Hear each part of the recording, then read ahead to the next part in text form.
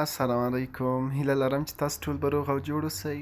په دې ویډیو کې غواړم چې تاسو ته وښیم چې څنګه کولی شو معلوم کړو چې فیسبوک البته ټیک ټاک کې موږ چا فالو کړي یاستو، یعنی هلکانو، یعنی کوم جنسیت ورته وایو، کوم جنډر زیات فالو کړي یاستو، ښځینه او یا هم نارینه. نو د دې لپاره چې تاسو معلوم کړئ چې کوم چا زیات فالو کړي یاستئ، ښځینه یا هم نارینه یا هم میل یا هم فیمیل، نو په ټیک ټاک کې د دې معلومولو لپاره به تاسو راشئ، خپل ټیک ټاک به راخلاص کړئ. خپل ټیک ټاک مو چې کله راخلاص کړو، خپل پروفایل ته به راشئ او دلته به ټری لاین باندې به دلته کلیک کړئ. پاس تاسو ګورئ دلته ټری لاین دی، په دې باندې به تاسې ټری لاین باندې زه کلیک کوم.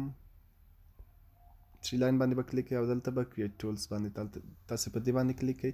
کله مو چې دلته کلیک کړئ، تاسو دلته ګورئ انالیتیکس، په دې باندې به تاسو کلیک کړئ لومړی باندې. کله مو چې دلته کلیک وروسته له هغې نه به تاسې منتظر پاتې شئ تر څو دا راخلاص کړي. دا به لږ څه وخت ونیسي، نو مجبور یو چې ورته منتظر پاتې شو، ځکه چې موږ دا معلوموو چې څنګه کولی شو. البته کوم چا ډېر فالو کړي یاستو، کوم جنډر. دلته چې دی هغه ستاسې د هغه فیصدي ښایي چې څومره فیصده دی تاسې کانټیکټس او پوسټ مو همداسې فالوورز. دلته تاسو به فالوورز ته راشئ. کله چې فالوورز ته راغلي وای، تاسو ټوټل چې دی 102 فالوورز لرئ بدبختانه، او نوي فالوورز مثبت 9 او د ګروټ ریټ چې دی 3.89. نو خدای دې حالت نه څوک وساتي. نو دلته تاسې ګورئ، دلته تاسو ته ښکاري وایي تاسو چې 8.4% میل څنګه کړي یاست، فالو کړي یاست، او 12.6% فیمیل تاسو فالو کړي یاست.